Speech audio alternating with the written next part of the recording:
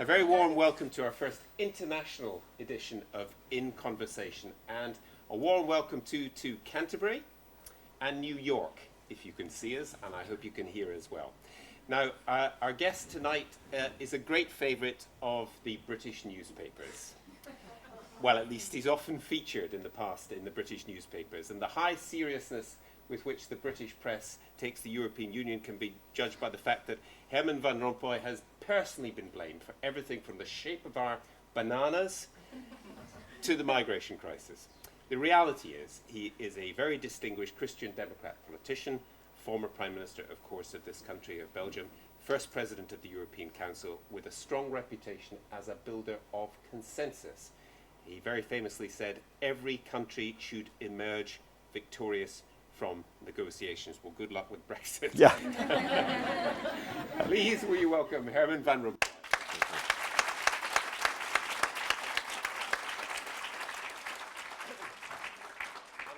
I should say, such has been the interest we've had. We quite often ask for questions on Twitter and so on. We've had more for you than anybody else that we've ever had.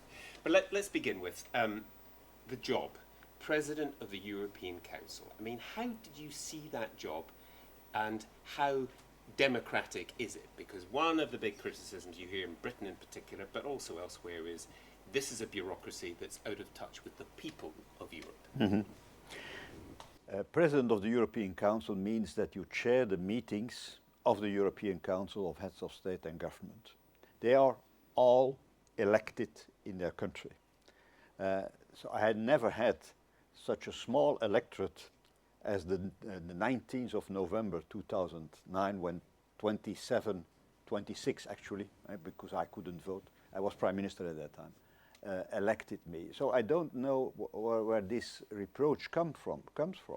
I'm elected by highly elected people in their own country. The powers of the President of the European Council are almost non-existing. He chairs the meeting. So he is depending completely on the decisions taken by the Council. And those decisions are taken unanimously, with one or two exceptions. But all the major decisions on which we decided were taken by consensus. So that means 28. When one was missing, we had no decision. So the President of the Council chairs the meeting and is in some way a facilitator, a bridge builder, as you mentioned, a consensus seeker, but he has no competences on its own. So I was accused of being a dictator. I have other ideas than that. General de Gaulle, I will not compare with General de Gaulle, a historic figure. When they was also had the reproach of being a dictator, and he had this famous reply, ai-je l'air d'un dictateur? Of course not. Of course not. And I can say this with much more conviction than General de Gaulle. But do you think you're not General de Gaulle? Okay. No. But thank you. but in terms of how the European Union is seen, it's a figurehead position, and I wondered whether it's sometimes convenient for the 27 or 28 heads of government not to say how well the European Union is doing, because anything that goes wrong they can blame on you. And I'm not talking just about Britain either. Yeah, but we are facing the opposite. So when we have decided, we took a decision in the Eurozone or in the Union, because I was also chairing the meetings of the Eurozone countries, 19 in the beginning, 17. Then when we take that decision, a lot of leaders never defend that position. So we had just the opposite. We are not telling how good we are. Our colleagues around the table are telling their electorate, look, all the good things, that's due to me, that's my responsibility. The bad things, that's Brussels. But they were in the room. They were in the room. I just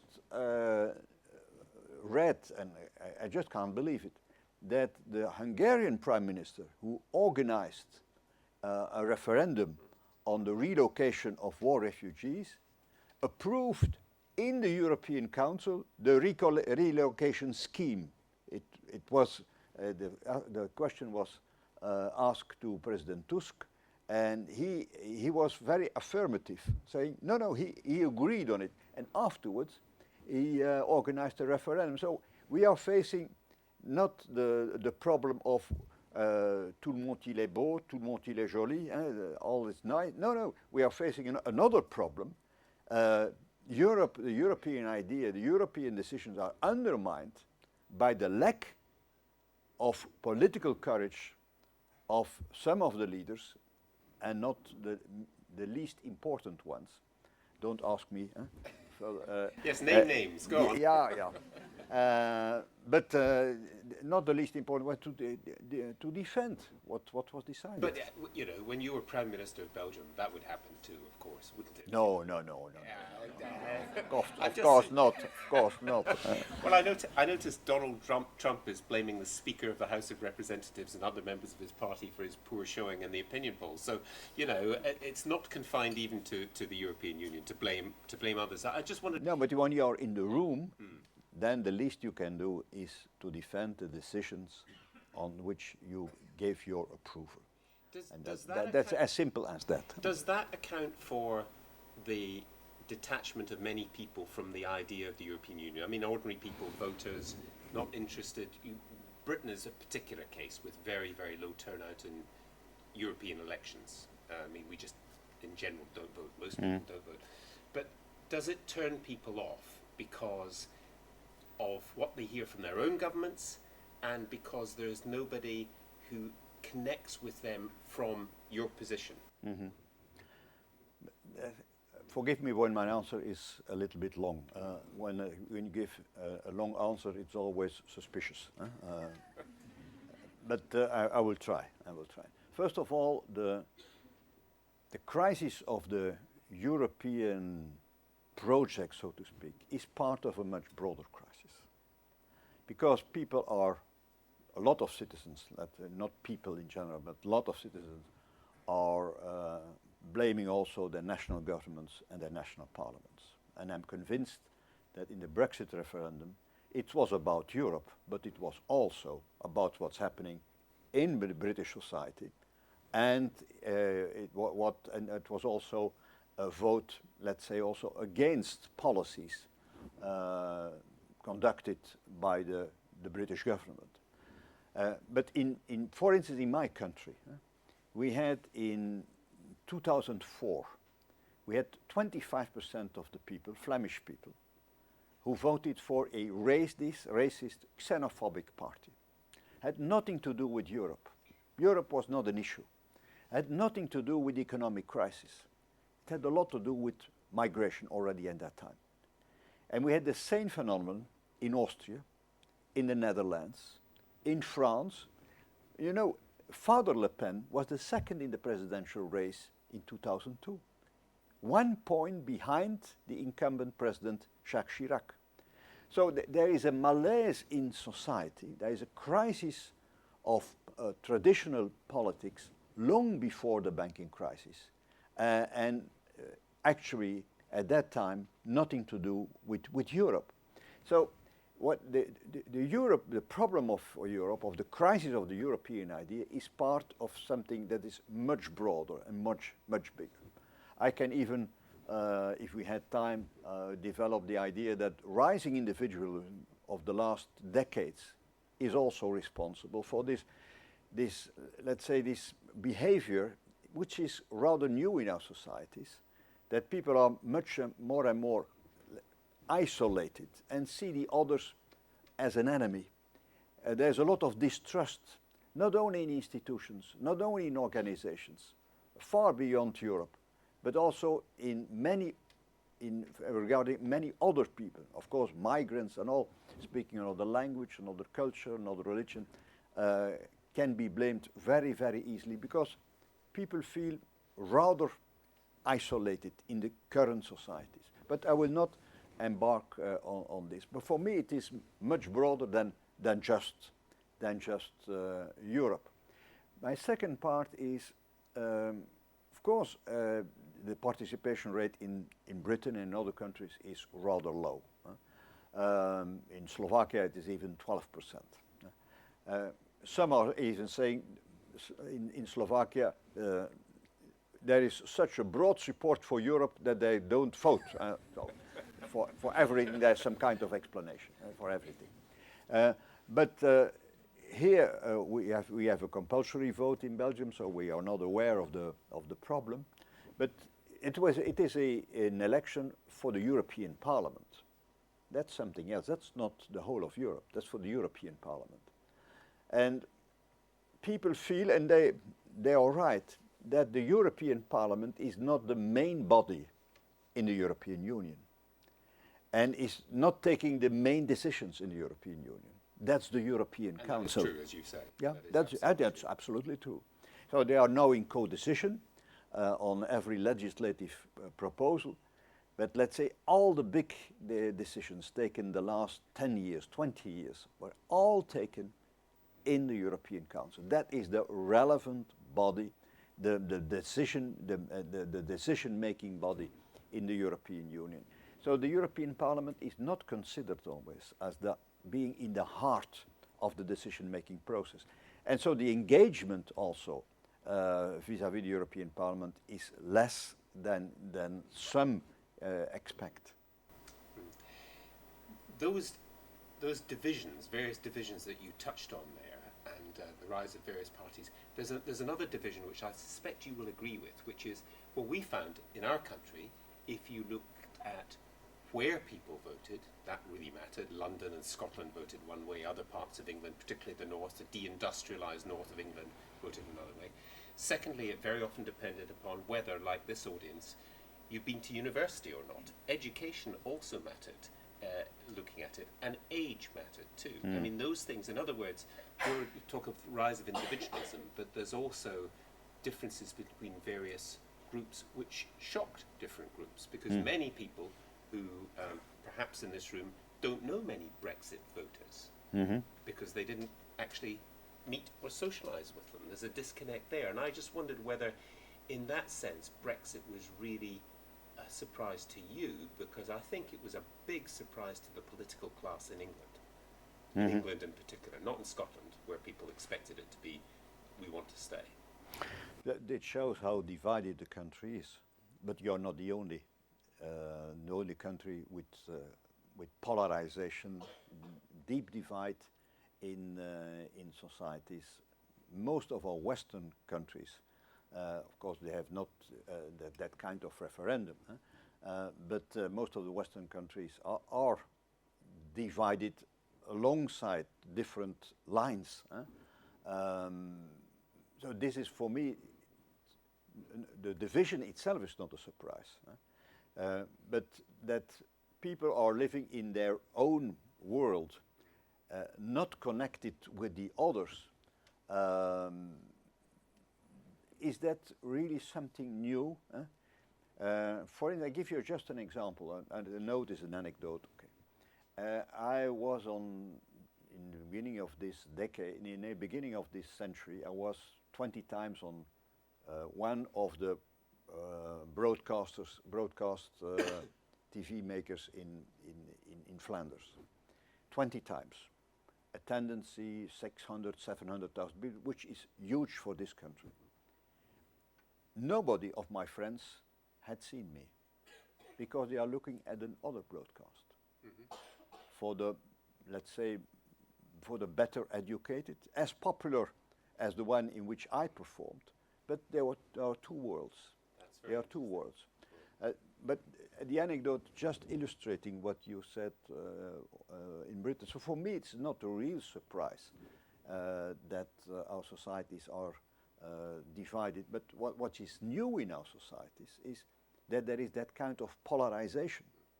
And for me, when I looked at the British referendum and following closely the Brexit, the Brexit issue, I was surprised because Britain was considered as the fatherland of the common sense, of the fair play. It had nothing to do with common sense and with fair play. Often was said the Brits have a transactional view on Europe. The pros, the cons, the costs, the benefits, and at the end of the day they say, okay, the benefits are bigger than the costs, so we take that decision. Nothing at all. It was about, emotions is a weak word. It was about passions, and it was full of hate. Hate, not simply emotions, hate. And I can accept that there is polarization, but I cannot accept that there is some kind of enemy thinking. Hate of what, though? Yeah, of hate. What? Of whom? Because it was related apparently, because I'm not British, it was related to identity. It was as if you're not a good British when you are a pro-European. And all what is related to identity is extremely, extremely sensitive. I have some German relatives. More than employment or unemployment. Relatives who said to me, I thought you British were problem solvers. Why do you create problems for yourself? So, but I mean, in terms of that, we might get on to what we can do and how arrangements might work. There's a very good question. Thank you for your questions, but a very good question came in, which as follows. Do you think Brexit will have a lasting impact on interpersonal relationships between British citizens and countries which remain part of the European Union? I mean, I suppose underlying that is the message you think many people in the rest of the EU take, that the British don't like foreigners? Is that what you see? Yeah. British first of all, I have British friends. Yeah, I have still British friends. Well, you had when we began the conversation. I apologize. And they said, I cannot speak to my mom because she is in favor of Brexit. And so for me, it is a non-issue. We stop discussing this because then we are quarreling and the family is falling apart. So there are interpersonal problems, I think, inside Britain too. Because again, all what is related to identity, that's going to the heart and the minds, and even more, as I said, than having a job or not a job. Identity is becoming the overwhelming issue, which is dangerous, because then you are very close to nationalism, and nationalism is exactly the opposite of what the European Union means to be. For the rest, in Western Europe, I can only speak about Western Europe. The result of the referendum was quite a shock, because people had the feeling that Europe was falling apart. They are not aware, most of the citizens in Western Europe, that Britain is not part of the Eurozone, the Schengen zone, had many opt-outs. No, Britain was a full member of the European Union. And now they are leaving. This is the very first time that the country is leaving. And not simply, it is not Luxembourg or Malta it's leaving. No, it's Britain it's leaving. And so this what the feeling was, Europe is falling apart. It was really a shock. But there was also another reaction. If a few days later, if they have decided to leave us, let it be. And life is going on. You shouldn't forget that Brexit is rather low on the political agenda in Western Europe, and is low in the concerns of the people. On top is migration, terrorism, socio-economic problems, tax problems, and so on. But Brexit is not the main issue, neither for the leaders or for public opinion. So they don't think that we consider you as enemies. But simply, after the shock, it was okay, let it be, and life is going on, and we have our own problems, and they have to solve their problems. That's the overwhelming feeling. That's very interesting. And then in terms of the negotiations going ahead, whenever they finally take place, we're told constantly. One day they will take place. One day, yes. We are constantly told Brexit means Brexit, but nobody knows beyond that tautology what actually that means. Do you have an idea? But I mean, how can this, in practical terms, be managed? Am I right in thinking the migration question and controlling migration, the market question, access to markets, it's either or. It's very difficult to see how you can have a little bit of control of migration and a little bit of access to the markets. It's either or, broadly. Mm-hmm.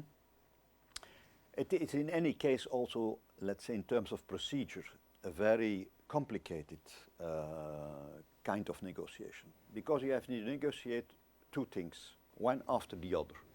The first is the divorce, the separation treaty.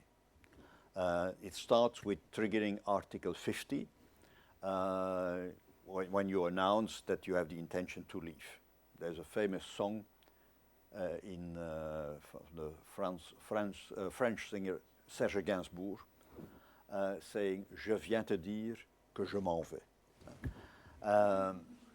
But there's only a song. Here it's much more serious. Much more serious. So you announced via triggering of Article 50 that you want to leave. At the same time, the European Union is asking Britain, but I don't think if he hadn't asked it, they would have said this, what they have in mind as a future framework for the relations. But that comes afterwards. So first we have to negotiate the separation treaty. How in some way the assets and the liabilities, because you're also leaving before the end of the financial framework, so we have a lot of problems on who is paying for what is contributing, what is the future of civil servants here, of the European parliamentarians, the borders. If you leave, what is the border, what kind of border between Northern Ireland and the Republic, between Gibraltar and Spain. In my view, the most difficult issue is another one. Suppose you leave the European Union before the European elections of 2019. I cannot imagine that you say in 2016 we will want to leave, and in 2019 you are voting for the European elections. So you will leave before the European elections at the latest. But when you leave, you are out of the single market. And you have, at that moment, you have not an agreement on the future relationship, on the trade relations, which is part of the future relations. You have no agreement on it. Okay. So you have to negotiate a transition between the moment you leave the single market and then the moment that you enter in a kind of new framework for instance, on trade. So you have to cover this, because otherwise there is simply nothing anymore. You are not even a full member of the WTO. So you are in no man's land. That has to be negotiated, in my view, negotiated in the separation treaty. But then you have to negotiate afterwards the future framework. And let's take the case of trade, which is not the only one. Of course, you can only agree on a trade deal when you have left, because an EU country cannot negotiate with the other countries the kind of trade relations they have. They are part of the single market by definition. So they negotiate a trade deal, but what kind of trade deal? Either you are part of the single market in all the areas, goods, services, capital, and people, or you are negotiating something else. And then it becomes rather difficult. Because if you are separating the four freedoms, there is no support for this in the European Union. You can try the Swiss model, 100 sectoral agreements, but I have to recall that this is the 100 sectoral agreements goes hand in hand with the almost complete free movement of people. So there are some exceptions, but rather minor. And the Swiss have now a major problem because in a referendum they voted for restrictions on the free movement, and the European Commission is saying, okay, if you decide on this, then we have to withdraw our agreement on trade, which is a major issue in Switzerland these days. If you don't want to be a part of the single market as we consider a real single market, then you can negotiate a free trade agreement as if you were a third country. It will take quite some time before that you have that kind of agreement. Or you can say, we don't want an agreement at all. And we will become a WTO member, and we'll see later on. So we have a broad range of possibilities. The impression now is that Britain is not aiming anymore for being full part of the single market. And then the second best is a free trade agreement. But as I said, it is a complicated issue. It's complicated not only in negotiating terms, also complicated for companies, for the economy in general, and so on and so on. And we have still the remaining problem of free movement and the status of the 3.5 million EU citizens living in Britain. If you can get an agreement on the free trade, this agreement has most likely to be ratified by the 27 parliaments of the European Union.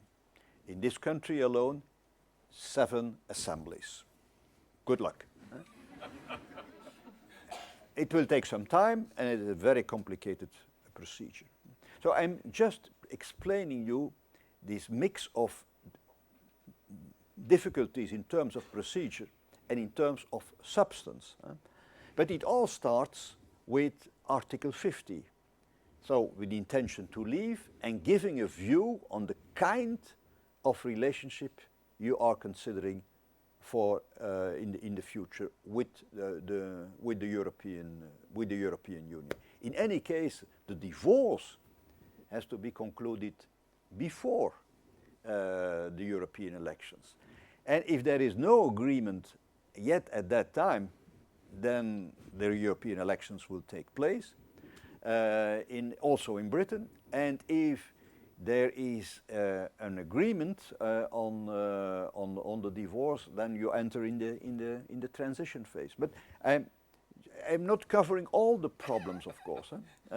Just give you a view, a taste for what kind. As a hint. Yeah, yeah. No, I mean, I'm happy that I'm not anymore in charge. Yeah. If Boris Johnson is listening, perhaps we could send him a transcript that might help him with his deliberations. But they say all those experts we've had enough of make things complicated. I'm just trying to imagine how, going back to your maxim, everyone can emerge as a winner from these negotiations. One specific point.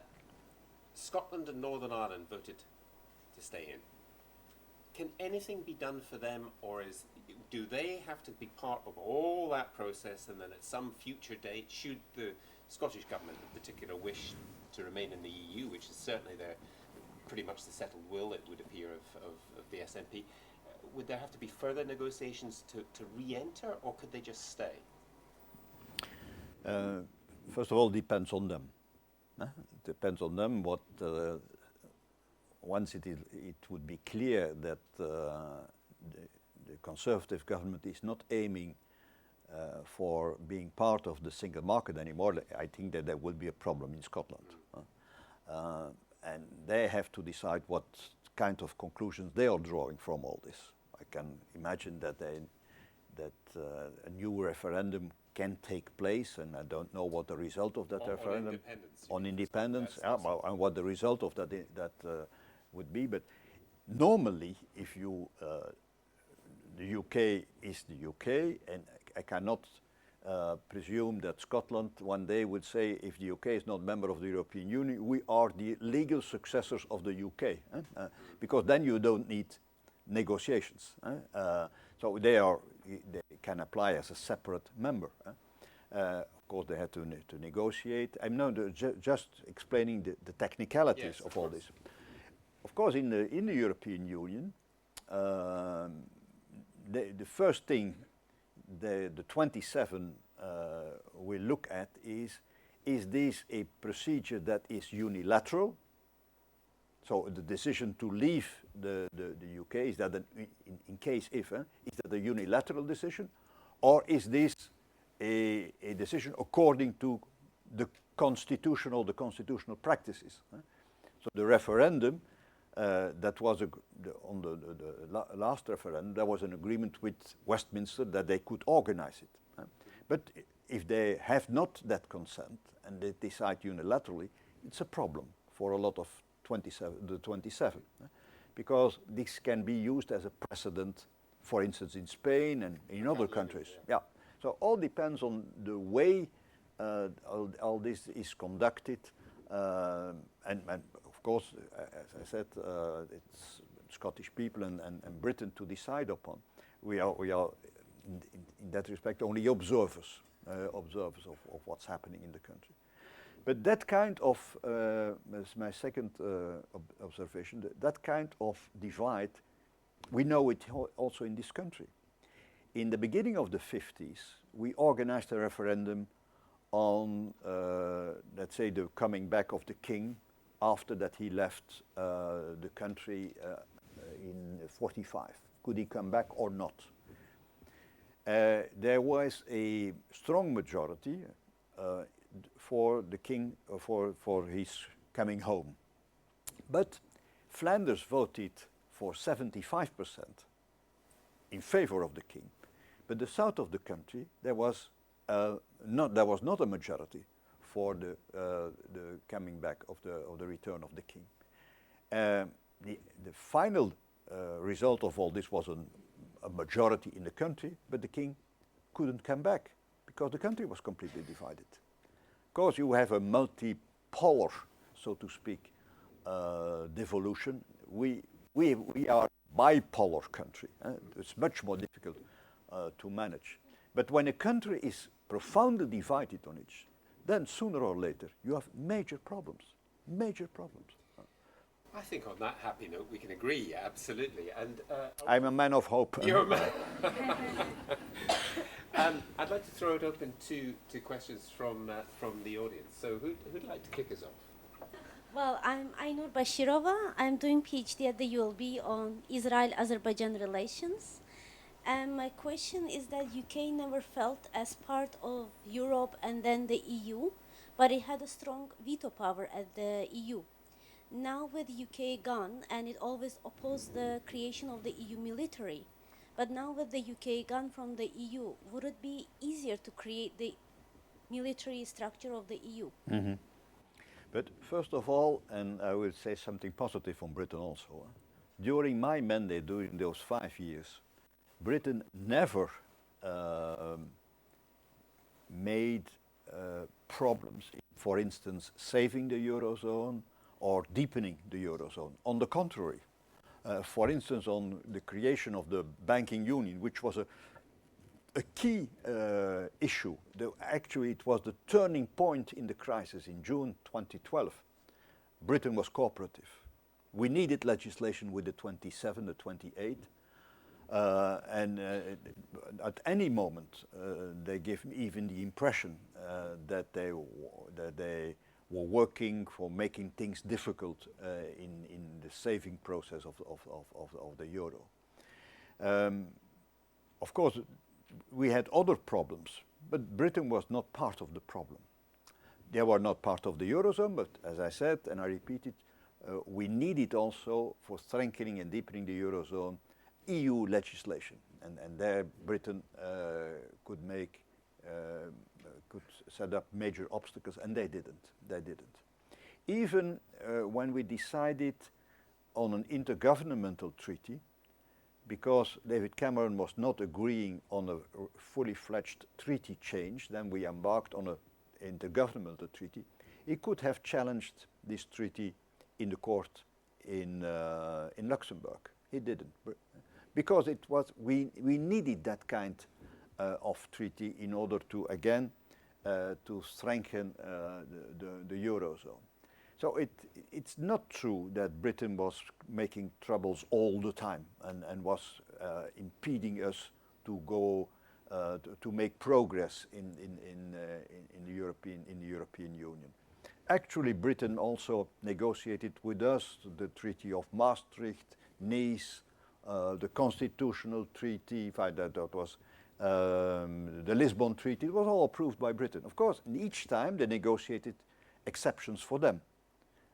But again, this was a process of further European integration, and Britain was fully on board all the time.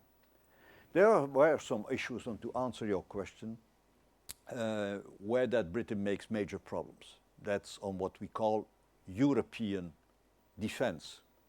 Actually, nobody is thinking at a European army, but just implementing what is foreseen in the Treaty of Lisbon, giving a bigger military dimension to the European Union. And there the debate was with Britain was extremely difficult, not to say that it was almost impossible. This becomes now more likely. Again, it will not be revolutionary because the NATO is still for most of our member states, let's say, the main instrument for collective defense, but we can, complementary to NATO, we can work much closer together inside the European Union on military affairs.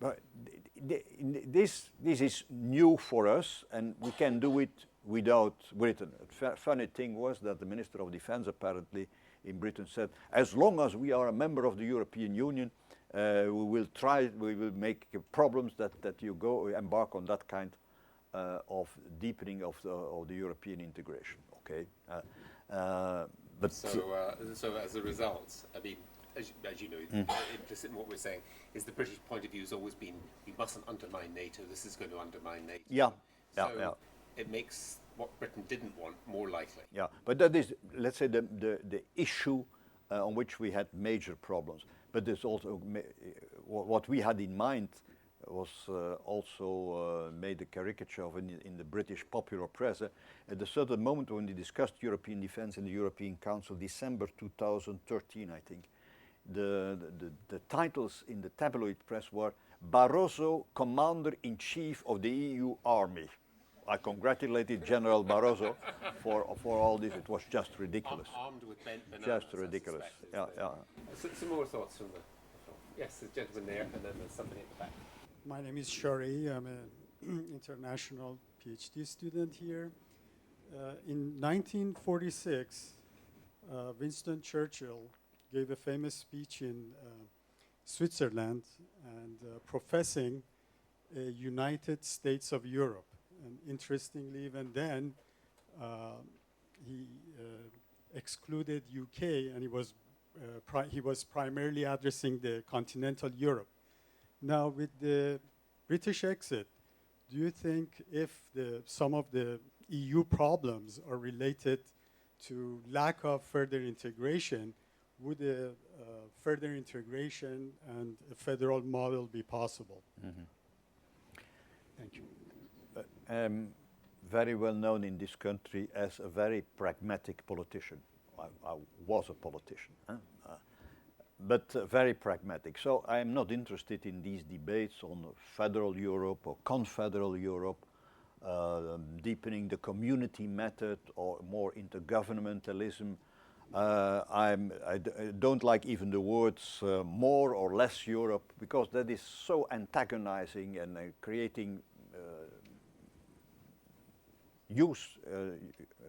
not very productive confrontations and differences.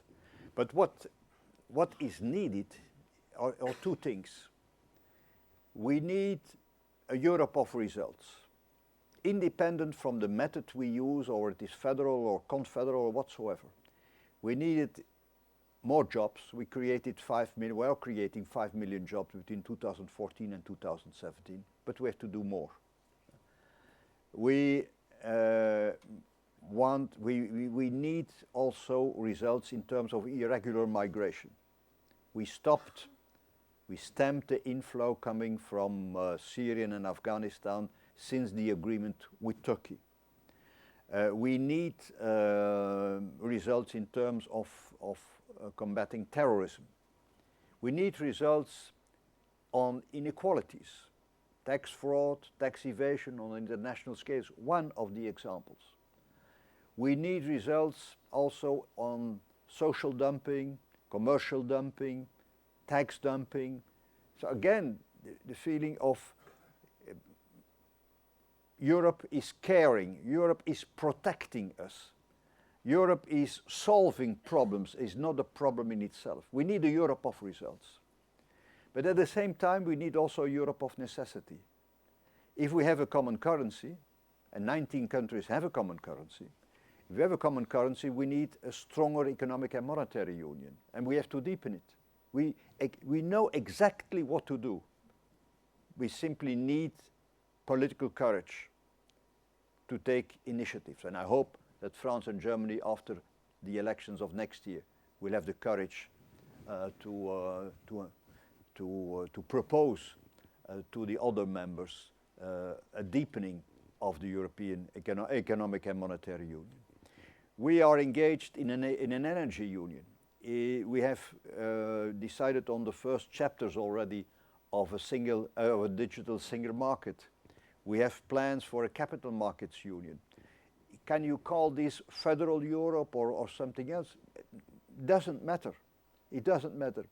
But if we want a strong single market, we need that cooperation of integration in terms of energy, digital, capital, and in other domains. And if we want a strong euro area, we need this deepening of the economic and monetary union. And that's what I call the Europe of the necessary, drawing all the conclusions from former decisions we took. And for me, it is independent from a big discussion of what the final, of the ultimate goal of Europe is. You allow me a last observation from a more general kind. Of course, most of my career I spent it in this country. We agreed on 4 or 5 reforms of the state, as we call it here, changes of our constitution, without having a consensus on the ultimate destination of the country. The same is happening in the European Union.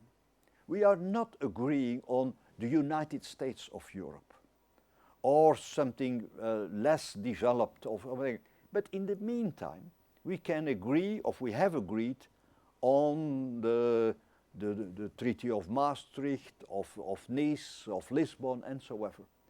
We can make progress without an agreement on the ultimate goal. It seems paradoxical. It seems not very rational, but there's not an argument anymore, being rational. But in practice, it works. It works. And so I'm a little bit allergic to those discussions about the ultimate goal. Let's work and let's do what we can do in our generation in politics, saving the project and bringing the project further. And we'll see what the later generations will do with the project. Thank you. There was somebody at the back there, and then there's somebody at the front here, and the lady in the middle. Yes. Hello. I'm working in the European Parliament, so let me disagree with what you say. I think that the problem is the intergovernmentalism, because the debate was in closed doors. I know that many of the decisions were related to the core of sovereignty, so that's why they were taken in the European Council. But I think now it's time to bring back some of the treaties back to the community method. And it goes, well, you point very well the problems that Europe faces now, but we have to think how. And next year will be the anniversary of the Treaty of Rome, and maybe it's the time to think about another treaty but it also poses the problems of well, the constitution, call it whatever you want, but we have identified the problems, but what are the solutions and how are we going to come to these solutions?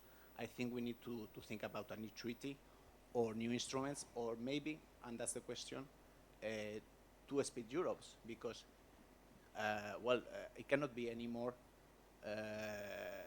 differentiated Europe. There are differentiated Europes, but there are countries that want to go further. So I think, well, that's the question, and it goes, well, even you have partially replied before with your with the previous question. I wanted to point out this difference. There's a lady there, yeah, that one, and then there was a gentleman there, and then a guy at the back. Hi, I'm Siri, and I'm a postgraduate here at BSIS. My question to you is that you have previously expressed thoughts on how you are opposed to Turkey joining the EU, also due to the fact that it's an Islamic country. So I wonder, why will that be an obstacle? And if your opinion has changed on the topic, why has it changed? Okay, I'll come to that in just a second. The gentleman here, and then we'll... Thank you very much. My name is Amin. I'm a postgraduate as well at the BSIS. And you pointed out some very interesting thoughts. I mean, everybody in this room would probably agree with you that Europe has a lot of advantages. But then again, this is not a reflection of the European society. Because the problem we have within Europe is that the lower educated people within society are against the EU and, for example, vote for a Brexit. So my question to you would be, what are the advantages for the lower educated people within Europe? Mm-hmm. Good evening. My name is Bora Kamonya. I'm from ACP YPN. We are an organization that seeks to give voice to ACP youth in the EU, Europe as a whole.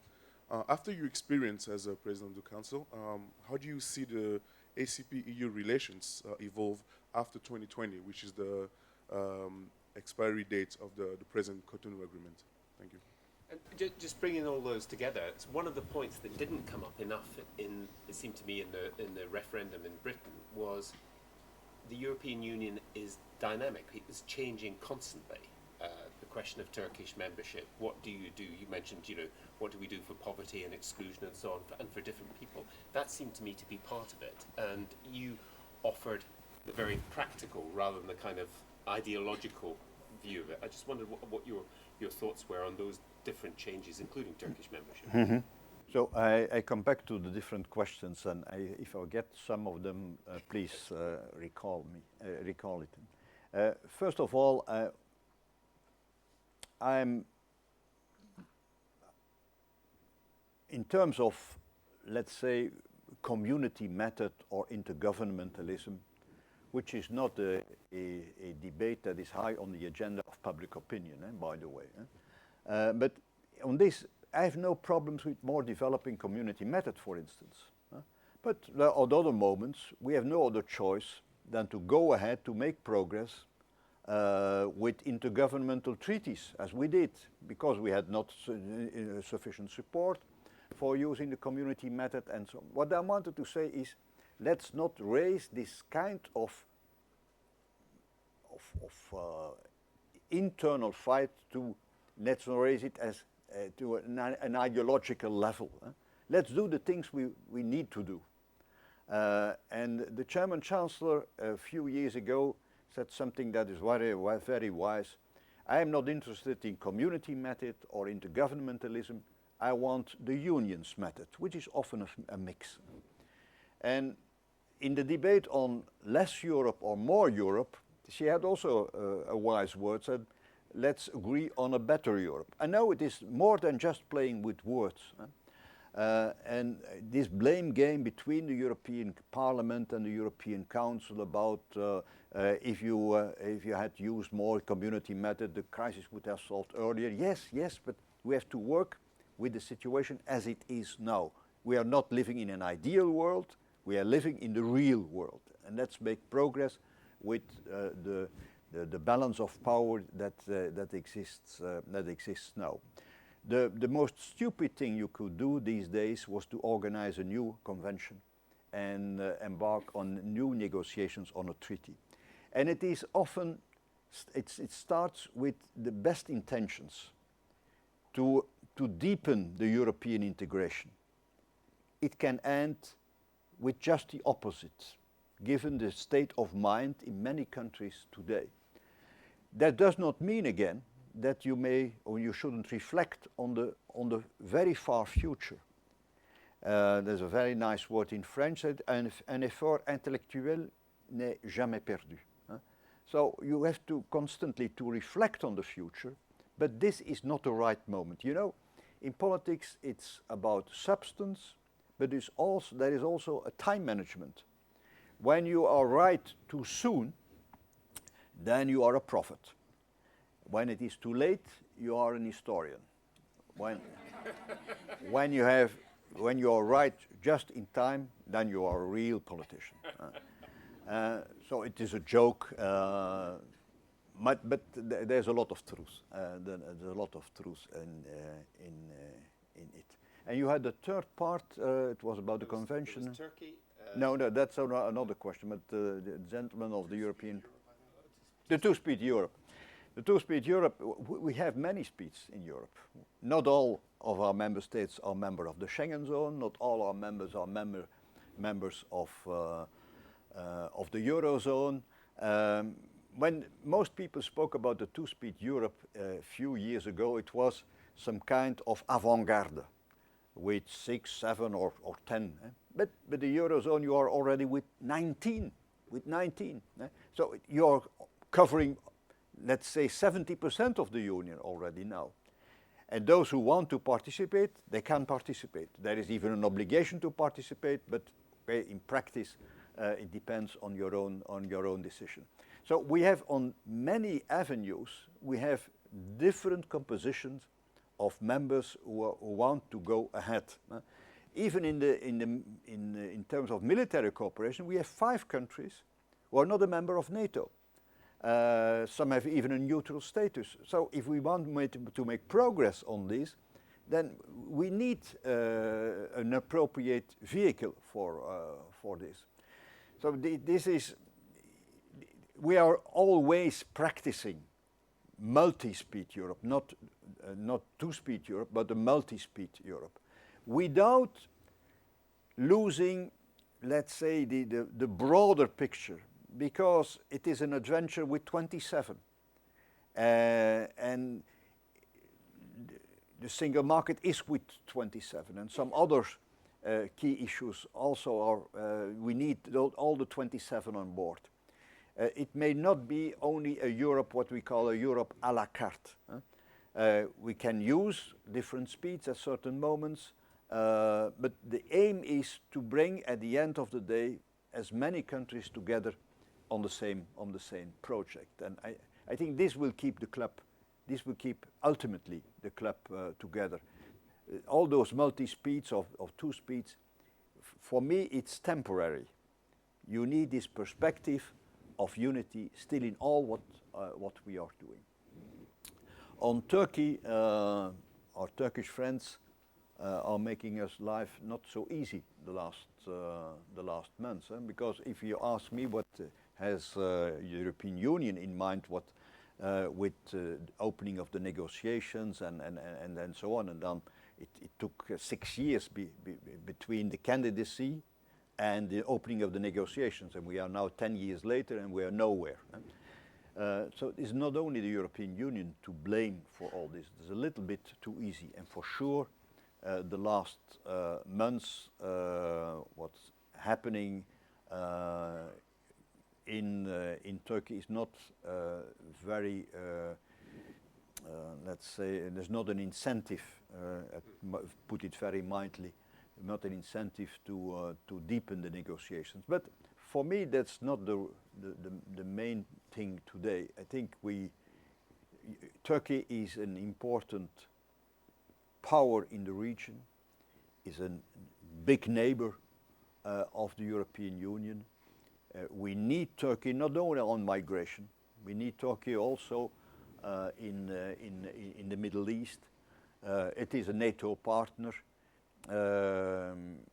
I don't know if the decision of '99 was the most wise one, but in any case, if we we have to continue to work as close as possible, knowing the restrictions of the limits that Turkey has, also inside the country, and fully being aware that the support for membership ultimately in the European Union is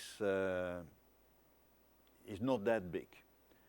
So my advice would be, but again, it is not the right moment, but later on, when things are more stabilized also in the Middle East, that we look as adults each other in the eye and say what kind of relationship we really want, and how can we come closer together. I think the time is not ripe for that, but continue to betray one another on the membership negotiations is not good. There is a lot of hypocrisy from both sides. The moment will come one day where we have this open and frank discussion about the kind of relationship we really want. But again, I repeat it, we are not yet at that moment. There was another question. There was a question of, Yeah. I mean, what's in it basically for those who feel there's nothing in it for me, I'm not doing very well economically? First of all, I'm not agreeing what you said. It can be true for Britain, but it's not necessarily true for the rest of Europe. For instance, until a few years, I'm speaking now about 3 or 4 years ago, the trade unions in Europe were pro-European, strongly pro-European, because it was in the interest of workers and low-skilled and what they called less educated people. It was in their interest because we are creating economic growth. It was as simple as that. And the crisis in the Eurozone changed these things. But you are not a part of the Eurozone. But we have less support now among workers than it used to be only a few years ago. But as long as we created growth, it was a win-win situation for everybody. Now we are facing this new phenomenon of victims of change, not only victims of globalization, but victims of change in general. Digitalization, globalization is part of them. Migration is also a key issue, because migration is felt by people with lower incomes and a more fragile position as much more threatening than better educated people who are more empowered to face changes. That's why it is so important, as I said, that we have this Europe of results, that we can show people that we protect them. You know, a big project is always creating a space, but when you create too much space, people tend to look for a place, a home, something safe that protects them. So we have to protect people better against or vis-à-vis irregular migration, terrorism, financial instability, inequalities, as I said. And so that's the way to reconquer the hearts and the minds also of those people you mentioned. So this notion of protection is absolutely key. We lost this in the European project. We need a space, and we put all the emphasis on creating the free movement and developing the free movement of goods, services, people and capital and so on, creating huge opportunities for students, for tourists, for businessmen, but we forgot to protect. But that's not only the problem for the European Union, it's also the problem for national governments and national parliaments. And the last one was on Africa. I think the world is finally, ultimately, rediscovering Africa for all kinds of reasons. Because they have the biggest reserves on raw materials, they have an untapped potential in terms of economic growth and trade, and they have also this demographic explosion. Africa has now 1 billion inhabitants. By the end of the century, it can be 4 billion. As we speak, we are speaking now about migration coming from the Middle East. Then we count in millions. But when we speak about Africa, the potential is in tens of hundreds of millions. That is a problem of another dimension. So we have to join forces. The European Union, Japan, China, the United States, not in a common strategy, I'm not naive, but in some way we have to join forces to develop Africa. It is developing. But when you have an economic growth of 5% and your population is growing with 3%, your per capita income is only increasing with 2%. That's exactly the growth rates that we want to have in the European Union. So the gap is not closed. And that's why we need all the efforts. When China makes efforts in infrastructure helping African countries, we haven't to be jealous because it is developing. Of course, there's also in your Chinese interest, but it's developing the African economy. The European Commission launched no initiatives for promoting public investment in Africa. All the better. We have to renew the Cotonou agreements, which gives Africa preferential access to the single market.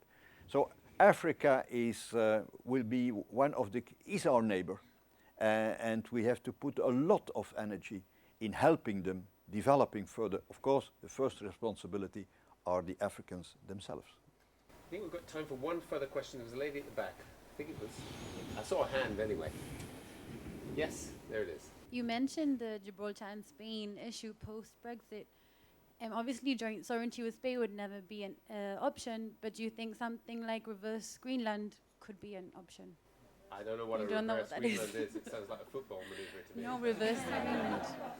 It's like when Scotland and other territories can remain in the EU without the UK being a reverse Greenland situation would be sort of the Mother of Parliament would leave and Holyrood in Scotland would stay in. That is what's commonly called the reverse Greenland. And it would could apply to Gibraltar. This is what we call in rugby, which is my favourite game, a hospital pass. I'm passing it to you.